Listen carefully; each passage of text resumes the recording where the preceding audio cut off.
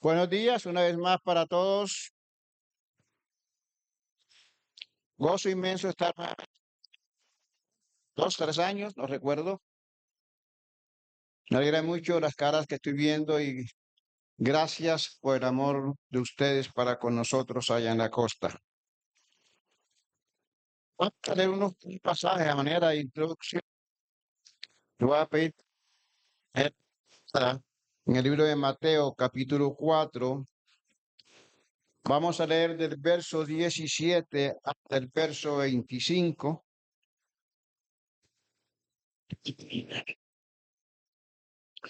De manera alternada, por favor. Desde entonces comenzó Jesús a predicar y a decir: arrepentidos, porque el reino de los cielos se ha acercado.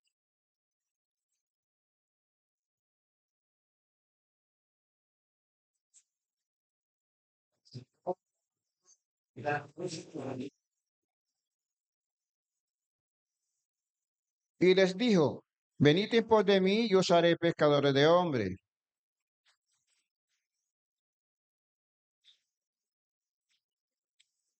Pasando de allí pasando de allí vio a otros dos hermanos, Jacobo, hijo de Zebedeo, y a Juan su hermano, en la barca con Zebedeo su padre, que remendaban sus redes, y los llamó.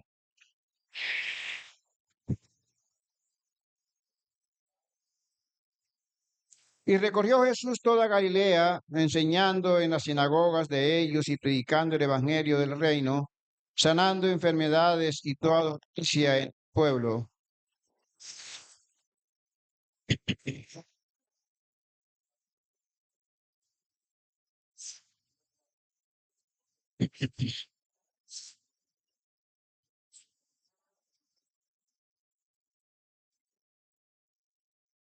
Y le siguió mucha gente de Galilea, de Decápolis, de Jerusalén, de Judea y del otro lado del Jordán. Soberano Dios y Padre de nuestro Señor Jesucristo, tuya es la gloria, la honra, la alabanza te pertenece, porque solo tú eres Dios. Gracias te damos, Señor, en esta mañana por el privilegio inmenso que nos has concedido de hacer memoria de nuestro Señor Jesucristo, tu Hijo amado, en obediencia a su ruego la noche que fue entregado cuando dijo: hagan esto en memoria de mí.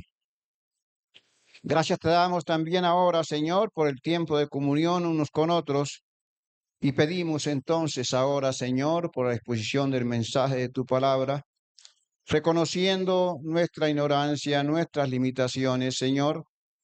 Como dijera el apóstol Pablo, que no somos ni sabios, ni poderosos, ni nobles según la carne. Acudimos a ti porque en ti está el poder y en ti está la sabiduría, y de ti viene el conocimiento y la inteligencia. Acudimos en el nombre de Cristo Jesús ante tu presencia para rogarte, para suplicarte, oh Dios, que tu Santo Espíritu alumbre nuestras mentes, ilumine nuestros corazones, nos dé el entendimiento necesario para comprender las verdades de tu palabra, la fuerza, oh Dios de los cielos, para guardarla y hacerla, bendito Padre. Oramos que tu palabra cumpla en nosotros el propósito de la necesidad de nuestros corazones en el día de hoy, para que tu nombre y ellas sean glorificados por medio nuestro. Te lo suplicamos, te lo imploramos. Glorioso nombre de nuestro Señor Jesucristo. Amén. Bueno, no sé si ustedes dos me ayudan. Cuando vaya muy rápido, me levantan la mano. ¿Ya? Los costeños, por naturaleza, hablamos rápido y yo hablo más rápido que los demás costeños, entonces se pueden imaginar lo rápido que hablo. Leemos el texto anterior solamente como una manera de introducción para ubicarnos en el capítulo 5, que es donde quiero pensar en esta mañana. Pero leí esos pasajes porque tanto Marcos como Lucas tienen una gran diferencia entre este contexto con el Sermón del Monte. No vamos a ver el Sermón del Monte. Quiero solamente estimularles a que estudien el Sermón del Monte. Y para tener eso, quisiera mirar un poco el trasfondo del cual parte el Sermón del Monte. Si miramos hacia atrás, un poco más atrás, un poco más atrás y llegando hasta Abraham, Dios elige un hombre sacado que dejara su tierra y su parentela, le da un hijo a ese hombre y ese hombre manda a su tierra a buscar una parentela para su hijo. Ese otro tuvo dos y mandó a su hijo a la tierra de su familia para buscar una parentela. Si nos vamos ubicando en el contexto de lo que viene viendo, estamos mirando que desde que Dios toma a Abraham para establecer una nación, lo llamó para que fuera un pueblo diferente. Diferente a las demás naciones de la tierra. Y Abraham y sus primeros hombres empezaron a cumplir ese propósito. Vienen los 12 patriarcas, llegan a Egipto y se reúnen en la tierra de Gosén, apartados de todos los egipcios. Fueron ubicados ellos, porque Dios no quería que se contaminaran con la nación de Egipto. Después de 430 años, el Señor los llama por el desierto. Y comenzando en el desierto, empieza Dios a marcarle los delineamientos que debían llevar en la tierra donde iban a entrar. Y quizás uno de los textos que más nos impacta es el pasaje de Levíticos. Y vamos a leerlo, por favor, Levíticos, capítulo 18.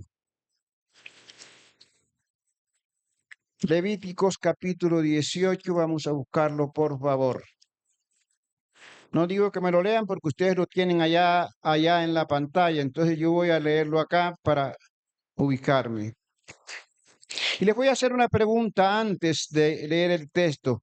¿Qué sería para usted la frase más relevante de esos 4 versículos? Se los dejo que vaya pensando.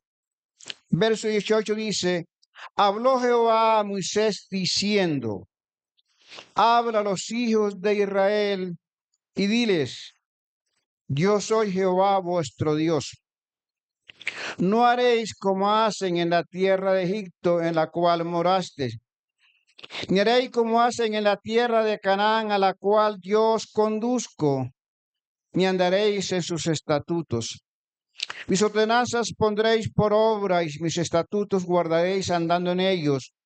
Yo, Jehová, vuestro Dios. Espero que se haya ubicado con la frase más importante. Yo, Jehová, vuestro Dios. El hecho de que aparezca al comienzo y al final del texto nos muestra la importancia y el valor que eso tenía para Dios, de que los pueblos de Israel debían cumplir. Y dice que eso apenas está comenzando en la entrada en el desierto, los 40 años. No hagan como hacen en la tierra de Egipto, donde yo los saco ahora, ni hagan de lo que hacen en la tierra de Canaán, a cual yo os conduzco. Tenían que ser diferentes. Dios llamó a un pueblo que tenía que ser diferente de las demás naciones. Igualmente así llamó a la iglesia, como veremos ahora en el Sermón del Monte. Pero ¿qué hizo el pueblo de Israel? Se rebelaron contra Dios. Se mezclaron con las demás naciones de los pueblos. Y por allá Josué, finalizando su ministerio en ese capítulo 24, el famoso versículo 15, donde dice, elijan a quién sirváis. Si a los 12, si a los dioses de la tierra de Egipto, o los de la tierra de Canaán. Pero si usted lee en el versículo 24, hay una advertencia de Josué. Dejen los dioses. O sea que ya Josué percibió que ya habían dioses dentro del pueblo de Israel. Y Josué les dice, yo y mi casa serviremos a Jehová. Entonces el contexto del Sermón del Monte tenemos que verlo bajo el trasfondo del pueblo de Israel. Porque no hay en el Sermón del Monte una sola frase, un contraste que no esté presentando a la ley y a la gracia, a las costumbres de la ley, a las costumbres de la gracia, o comparándolo con el pueblo, con los paganos gentiles. Tenían que ser diferentes. No podían parecerse a las demás naciones.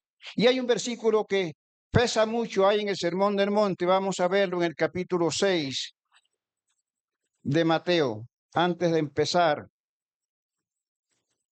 Bueno, en la introducción, ¿qué es lo que vamos a quizás a ver? Capítulo 6. Fíjese qué llamativo.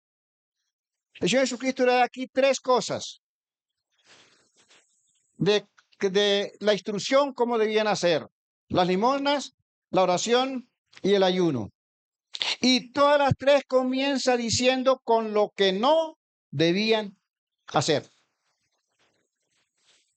Pero cuando llega la oración me llama la atención en el versículo 6, dice que menciona a los judíos, después a los publicanos, y en el 8 dice: no os hagáis pues, ¿qué? Es el mismo mandato que te encontramos allá en Levítico, pero aquí está ampliado, está ensanchado mucho más. Allá dice que no adoren dioses ajenos, esto y esto, pero aquí está diciendo ni siquiera pueden ser semejantes en lo más mínimo a ellos. El hermano James daba un anuncio ahorita que está matando a las iglesias, a los hijos de Dios. Tan afanados estamos para parecernos al mundo. ¡Qué problema! Hacemos esfuerzos inmensos para ser semejantes al mundo. Busca una fiesta que el mundo haya inventado que ya no esté dentro de la iglesia. Busca una moda que esté en el mundo que no esté en la iglesia. Y el afán de nosotros es parecernos más al mundo, contradiciendo el deseo de Dios. ¿Será que no entendemos el precio pagado por nosotros? Ahorita que pasé a la oficina del hermano James, que me avergonzó cuando entré. ¿Será que lo digo, hermano? Porque la oficina mía es un desastre. Y cuando vi la oficina de él tan arregladita ahí en comparación con la mía, señor, que no vaya a entrar nunca a mi oficina, por favor. Pero me tocó pedirle perdón a Dios allá, porque yo traía un texto para leer en la Santa Cena y por alguna razón el tiempo se me fue, me distraje y no lo hice. Y quiero pensar brevemente. En Mateo 27, no lo vamos a leer. El evangelista que más explica los sufrimientos de Cristo es Mateo. Él vuelve, digamos, a recordarlas por lo que estaba dicho allá en Isaías 53, lo que estaba dicho allá en el Salmo 22. Y todo ese sufrimiento que ya ustedes conocen. Pero el versículo, no recuerdo ahorita el versículo, cuando dice: y en la hora sexta hubo tinieblas sobre toda la tierra. La tierra tembló, las piedras se partieron, se estremeció el mundo, porque su creador moría. El sol ocultó su rostro, avergonzado. Cosas inertes que no tienen emociones, ni sentimiento, ni intelecto. Sentían más dolor por la muerte de su creador que lo que nosotros como creyentes sentimos por ello. Es decir, pisoteamos la obra de Cristo con nuestra vida. Y aquí comenzando las instrucciones para el pueblo según Mateo, no según los demás evangelios. El Señor empieza a dar unas instrucciones que nos hacen ver el mismo celo, la misma demanda del Antiguo Testamento. No seas como las naciones. Y condenamos al pueblo de Israel porque se rebeló, porque pidió un rey. Y fíjense que el pueblo de Israel sí dijo literalmente: seamos como las demás naciones. Y Ezequiel fue duro al recordar palabras que no aparecen en los primeros 5 libros, pero él dice que ellos dijeron: seamos como las demás naciones que adoran al palo y a la piedra. Así llegó el pueblo de Israel. Pero comparémonos con Israel en otra condición. ¿Tenía el pueblo de Israel el Espíritu Santo? No lo tenía. Usted y yo tenemos el Espíritu Santo. Los que hemos nacido de nuevo tenemos el Espíritu Santo y tenemos el poder y la capacidad para obedecer los mandamientos de Dios. Pero no ponemos el más mínimo esfuerzo al asunto. Ahora, volvamos al capítulo 5 de Mateo. Mateo resume los primeros meses del ministerio del Señor Jesucristo en los versículos que leímos. Mientras que Lucas y Marcos amplían los acontecimientos que allí se dieron, que por lógica fueron antes del Sermón del Monte y antes del llamado de los apóstoles, Mateo resume todo eso en un solo momento porque el Sermón del Monte, según mi parecer, fue dicho el mismo día que eligieron a los apóstoles. Pero eso no es relevante. El caso es que el Sermón del Monte es uno de los textos más discutidos en la Biblia, en el mundo. Se han escrito cerca de 300 comentarios acerca del Sermón del Monte. Y ha habido tantas discusiones. Los nobles, por decirlo así, intelectuales o no intelectuales, conocedores de la Escritura o no conocedores, que han leído el Sermón del Monte con alma abierta, muchos han caído de rodillas, avergonzados por su propia vida. En 1917 hubo un misionero en algún lugar de Inglaterra, no recuerdo. Soy malo para recordar nombres y lugares. Dice que cuando llegaba la noche, escribió en su diario, en las madrugadas me despierto bañado en lágrimas, llorando por mi vida tan pecaminosa. Uy, ¿tan malo era? No, yo estoy aquí bajo dos pantallas. Si todo aquí estuviese oscuro, ¿quién de ustedes leería mejor la Biblia? ¿Los que están al fondo o yo acá? Por favor. ¿Quién podría leer mejor? Con esa misma luz, si todo aquí está oscuro. Seguro que yo, ¿cierto? Y los que están más cerca de acá de la luz, y los que están más cerca, y los que están más lejos, y los que están más lejos, y los que están más lejos. La Biblia habla en la Biblia de comunión con Dios y de íntima comunión con Dios. Y si usted está más cerca de Dios, va a ver mucho más su pecado que si estuviera mucho más lejos. No sé si me hago entender.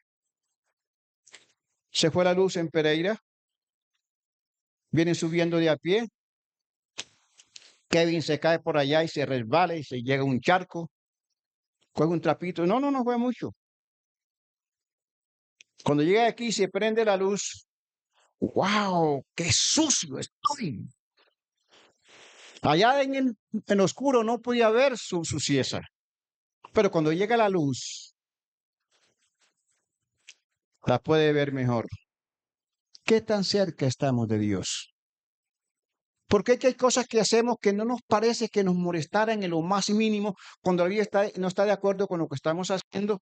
¿No será que estamos tan distante como el último ya distante de la luz?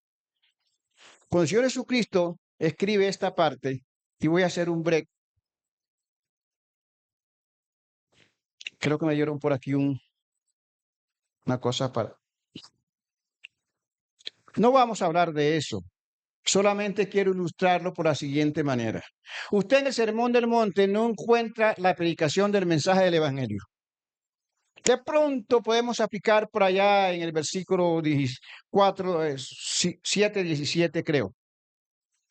Lo que usted encuentra en el Sermón del Monte son las normas para aquellos que han conocido a Cristo. Creo que el Evangelio tiene dos partes, por así decirlo. Leímos en el capítulo 4, verso 17, que el Señor dice, arrepentíos porque el reino de los cielos se ha acercado, ¿cierto? ¿Me hago entender? No estoy seguro que me estoy haciendo entender. Hermano James. O voy muy rápido. No me han levantado la mano ustedes. Así que estoy muy rápido. La predicación que Cristo inició fue la predicación para salvación. Los apóstoles hicieron lo mismo.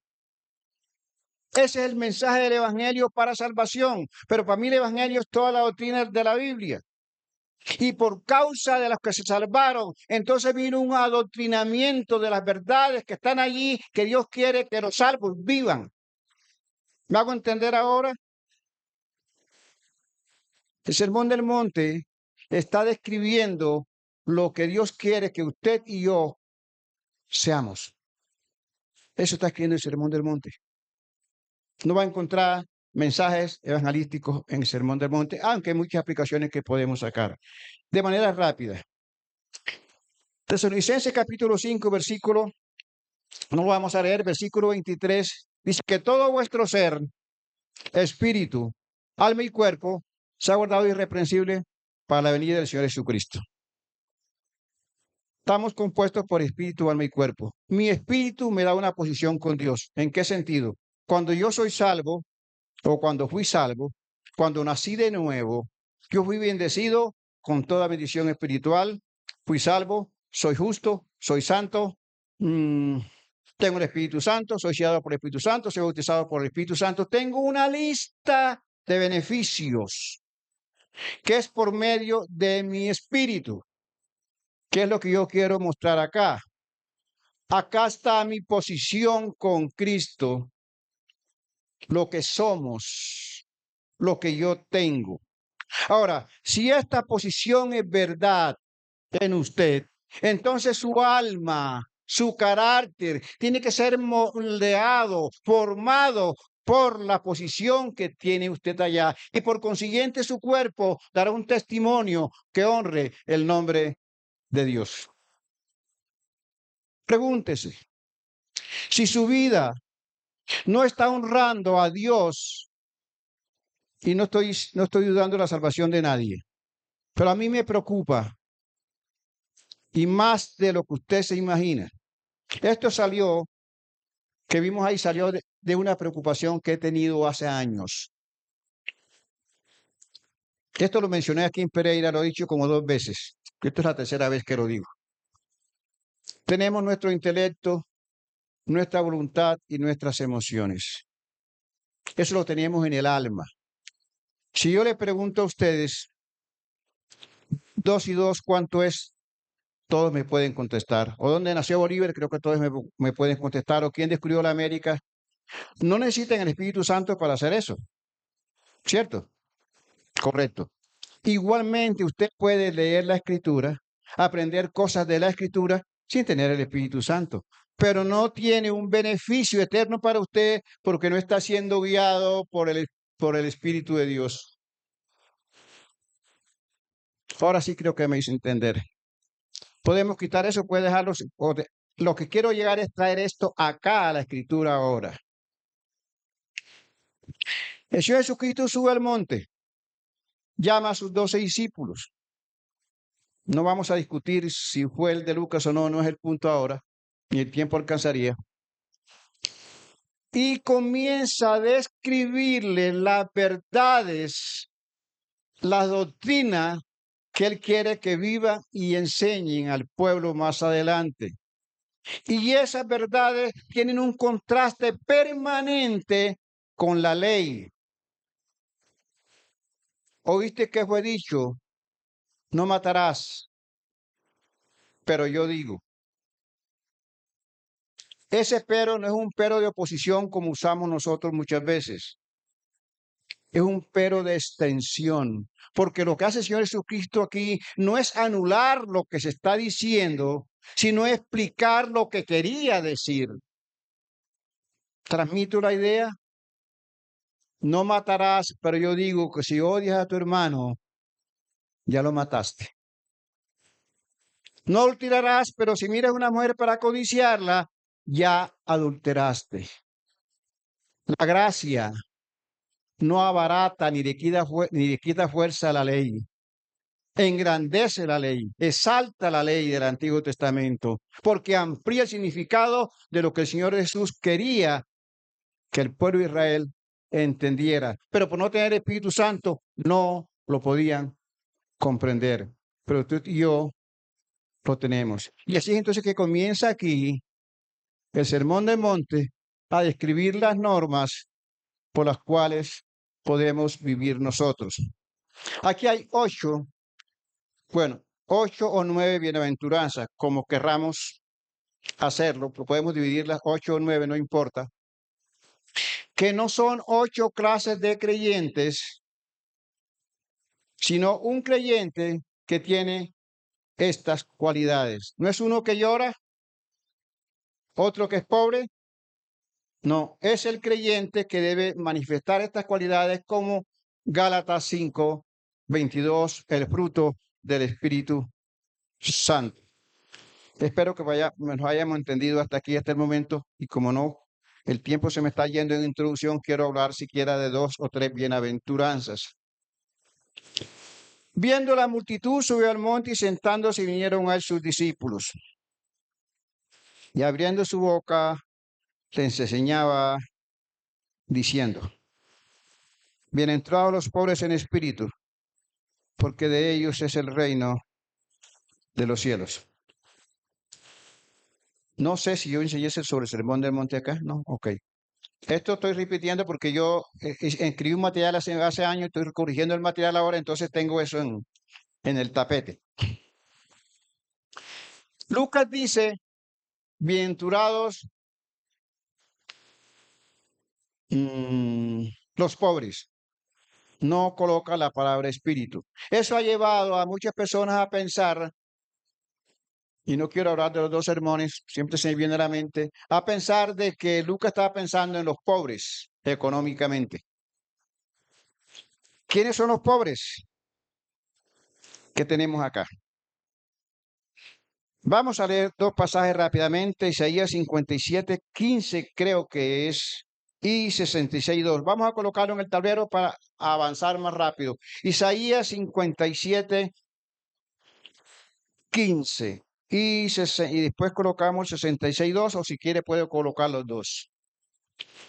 Porque así dijo Jehová, el alto y sublime, el que habita la eternidad y cuyo nombre es el santo. Yo habito en la altura y la santidad y con el quebrantado y humilde de espíritu, para hacer vivir el espíritu de los humildes y para edificar el corazón de los quebrantados.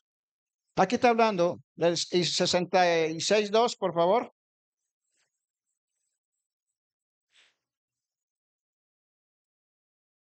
Mi mano hizo todas las cosas y así todas las cosas fueron hechas, dice Jehová. Pero miraré a aquel que es pobre y humilde de espíritu. David dijo, este pobre clamó a Jehová. ¿Era David pobre de dinero? De ninguna manera. Entonces aquí está hablando del pobre en espíritu, de aquel que reconoce que no tiene nada con que puede presentarse ante Dios, ni siquiera para ser acepto, mucho menos para pedirle algo a Dios. No tiene nada que ofrecerle. Es un miserable espiritualmente. Eso es lo que está diciendo acá a los pobres en espíritu, tiene que ver con eso. Ahora, ¿no es esta la condición de toda la humanidad? ¿Cierto que sí? ¿Toda la humanidad entonces tiene el reino de Dios por eso? No. Entonces, ¿en qué consiste la diferencia? Que este pobre reconoce su miseria espiritual y por eso viene la recompensa de Dios.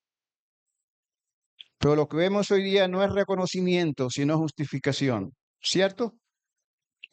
Hermano, ¿por qué ofendió a su esposa de esa manera? No porque tal. Y comienza la defensa del asunto. Se necesita ser humilde para poder reconocer nuestro pecado. Estábamos hablando de las parejas hace poco, creo que fue en Neiva. Yo le dije, ¿cómo se siente usted cuando su esposa le canta la verdad en la cara? No me diga, hermanito, amén. Lo que pasa es que tú eres un soberbio. Wow. Enseguida el hombre comienza a defenderse. ¿Sí o no? Eso es lo que sucede. Y si comienza a defender su soberbia, jamás será humilde, nunca lo llegará a ser. Porque para superar mi pecado, primero que tengo que hacer yo reconocer lo que soy. Pero hoy día no reconocemos nuestra miseria espiritual. Y acá paso estamos justificando nuestra situación. Yo hablaba de ellos en el hogar, yo le decía que en el hogar es donde se viven todas las emociones, habidas y por haber, tanto buenas como difíciles. Mencionamos varios testimonios que se presentaban en el hogar, pero pocas veces tenemos el concepto claro de la condición del otro, que ambos estamos en igual de circunstancias, de pobres espirituales, pero no queremos reconocerlo y por lo tanto no avanzamos en nuestra relación. Ahora, el segundo punto. Bienaventurados los que lloran, porque ellos recibirán consolación. Y aquí sí me hubiera gustado tener toda la lista de apuntes que tengo.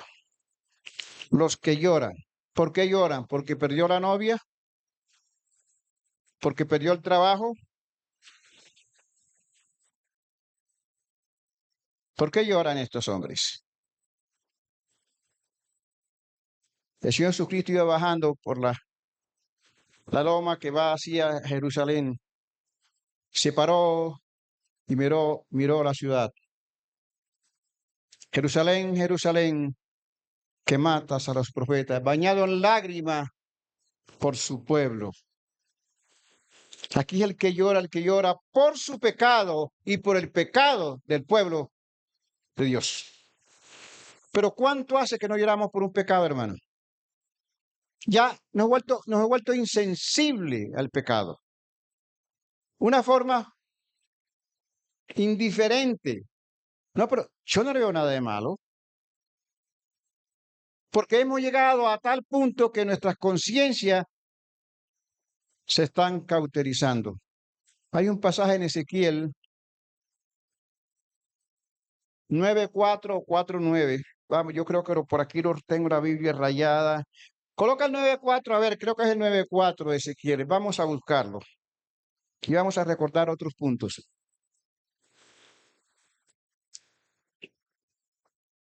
Tranquilo que todavía me queda hora y media, ¿cierto? Pasa por en medio de la ciudad, por el medio de Jerusalén, y ponles una señal en la frente a los hombres que gimen y que claman a causa de todas las abominaciones que hacen en medio de ellas.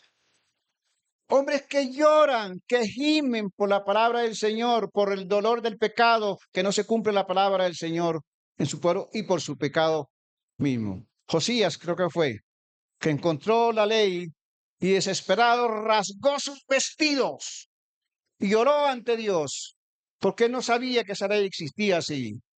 ¿Y qué le dijo Dios? Porque te has humillado, no verás el juicio que vendrá para el pueblo de Israel. Dice en el libro de Nehemías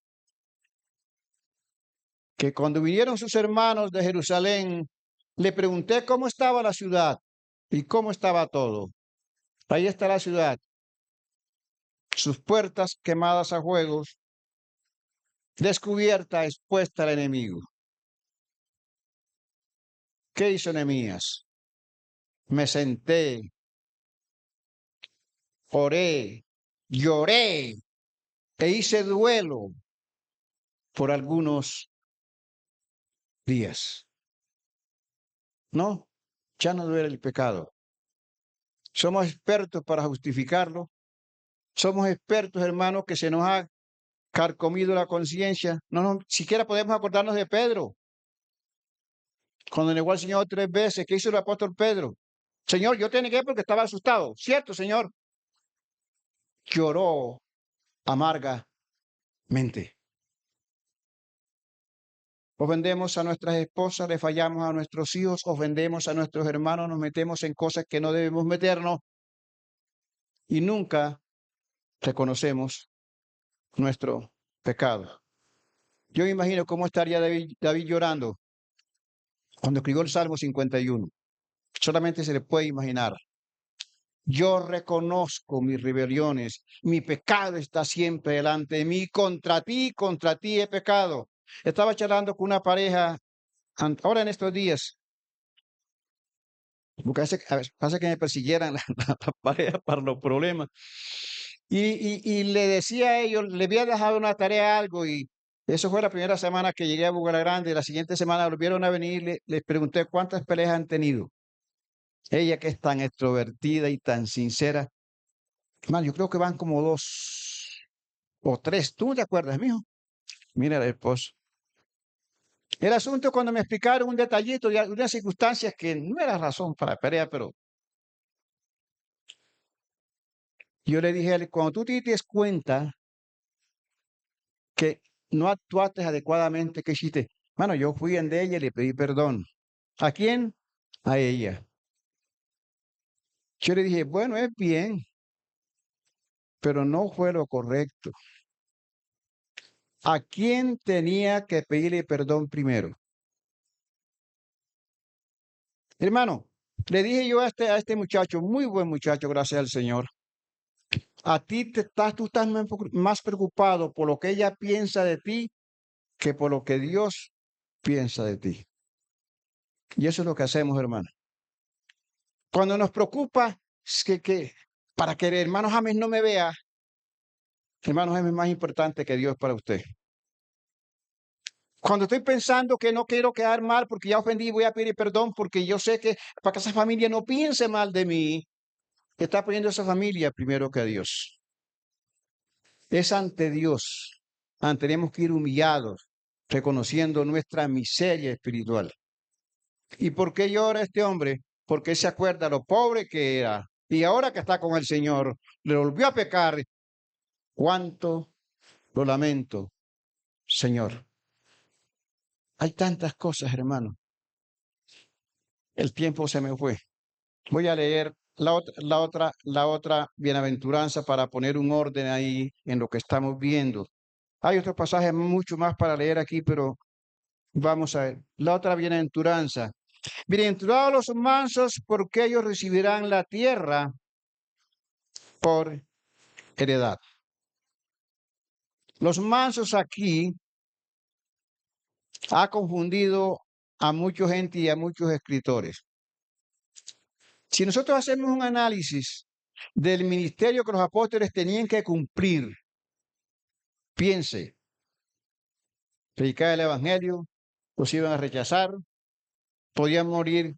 ¿Cómo es que hombres que tengan estas características de pobres, llorones y mansos pueden cumplir tal misión? Me parecería imposible, ¿cierto? Pero este hombre es manso. ¿Por qué él vuelve atrás? Mira lo pobre que era. Mira cómo es su vida pecaminosa y no tiene de qué orgullecerse. Tenemos un título encima y miramos por encima del hombro a los que no lo tienen. Tenemos un ministerio hermoso y nos gloriamos del ministerio que tenemos. Eso es lo opuesto a la mansedumbre. Es contrario a la mansedumbre. 1 Corintios dice, ¿qué tienes que no hayas recibido? Y si lo recibiste, ¿de qué te glorías? No tienes que gloriarte. Pero nosotros nos gloriamos y le quitamos la gloria a Dios. Yo le pregunté a algunos hermanos en una reunión, hermano, seguramente que el día que usted va a predicar ese día, ora más y estudia más. Sí, hermano. ¿Por qué, hermano? Hermano, para no quedar mal allá, porque imagínense, hay mucha gente. ¿Es el propósito de la predicación? No debemos estar preocupados porque el mensaje surte el efecto positivo mejor en el pueblo y no pensar cómo quedo yo. Pero hasta allí se ve la soberbia nuestra. Hasta en eso. Somos tan distintos a lo que Dios quiere que seamos. Entonces, esas tres bienaventuranzas van en ese orden y van siguiendo otros puntos. Yo les animo, a mí cada vez que lo leo, cuando lo leí hace años, me tocó comprar 5 cubetes de hielo para ponerme después que había leído el Sermón del Monte. Y cada vez que lo repaso me pasa lo mismo. Aquí está lo que Dios quiso que fuéramos, hiciéramos. Que lo que somos sea congruente con lo que vivimos, con lo que mostramos. A mí me falta. Lo he leído, lo he estudiado y entiendo esa parte, no tengo la menor duda, pero en el cumplimiento siempre me quedo corto. Que el Señor me les bendiga. Nos despide en oración, hermano James.